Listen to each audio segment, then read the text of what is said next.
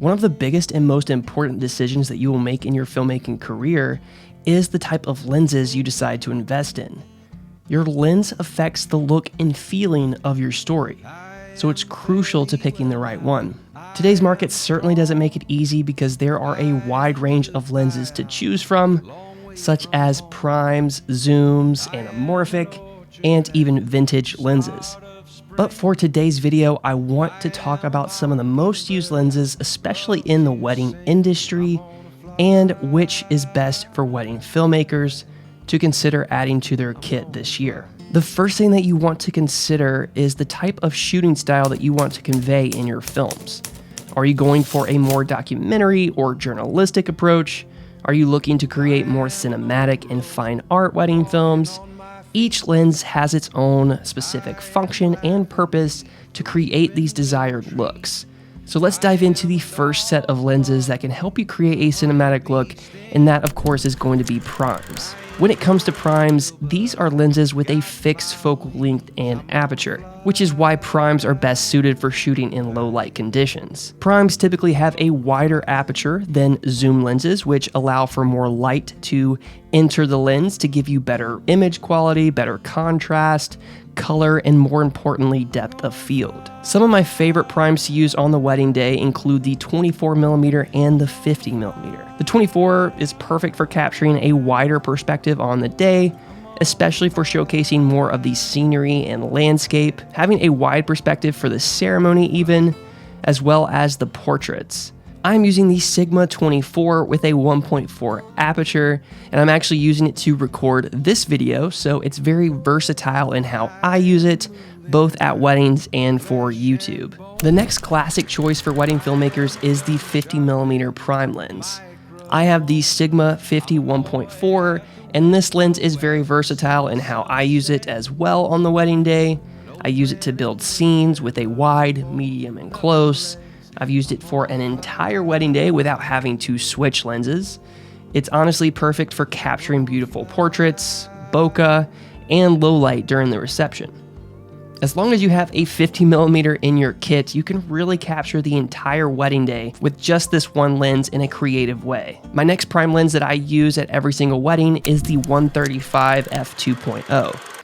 This is my go-to ceremony and cocktail lens. It's also perfect for your second shooter to get those complementary angles for your film. The compression and depth that you get with this lens is perfect for capturing the intimacy during the ceremony and of course guest reactions. You should definitely consider adding a 135 to your gear bag so you can stay as removed from the action as possible and capture those true, genuine reactions without anybody really noticing. Primes, in my opinion, offer more creative control than a zoom lens. Both offer a creative approach to capturing, but with primes, you're forced to reframe, reposition, move closer or further away from your subject, which helps you to be more intentional with the shots that you capture. And it can also help you capture unique and interesting angles on the wedding day. So with the advantage of primes also comes certain disadvantages as well. Inversely to the advantage of it being a fixed length and aperture, this can also be a disadvantage when it comes to its versatility.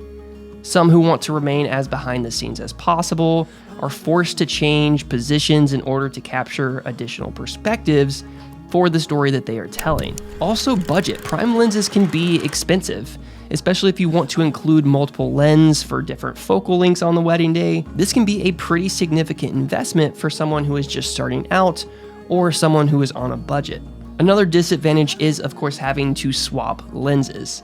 Since primes don't zoom, you may need to change lenses frequently to get the shots that you want, which can be time-consuming and potentially disrupt your creative process on the wedding day. Shooting with primes can also take some practice and getting used to, especially if you are used to shooting with zoom lenses. This can be challenging for filmmakers who are not familiar with that shallower depth of field, pulling focus, and for filmmakers who are more comfortable with the flexibility of using a zoom lens. So switching lenses over to zoom lenses, as you know, these come equipped with a variable focal length, meaning that you can zoom in for a closer perspective and even zoom out for a wider one. From wide angle to telephoto, these lenses are practically known for their versatility, convenience, which makes them a popular choice for someone who likes to shoot weddings by themselves.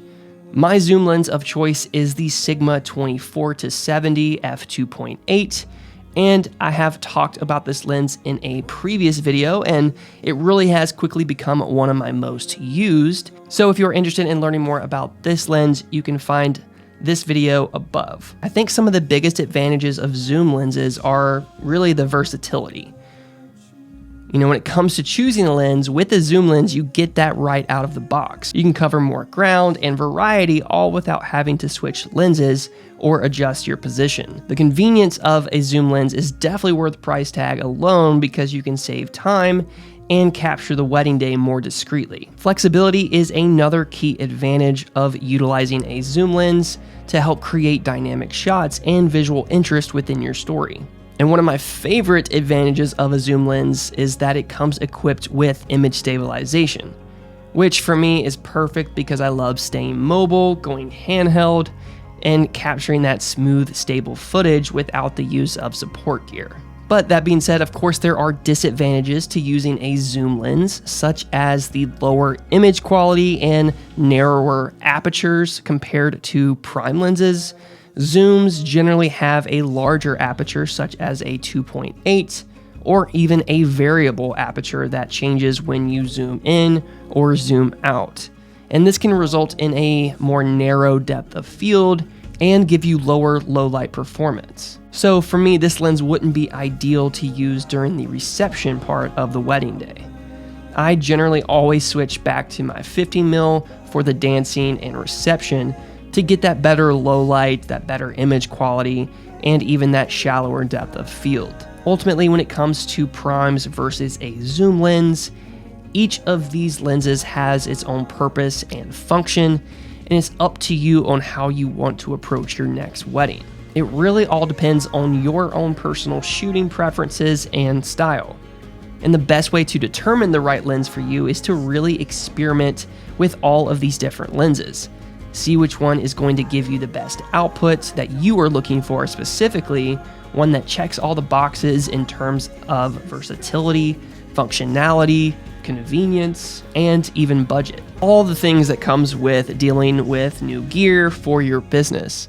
So it's always best to try things out before you decide to invest wholeheartedly into this new piece of gear.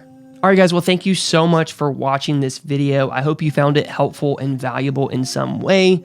If you did, it would mean so much if you consider liking and subscribing, and leave me a comment. Let me know, what is your favorite lens to use at weddings? I want to hear from you. Thank you so much again, and until next time, keep creating and telling beautiful stories. Peace.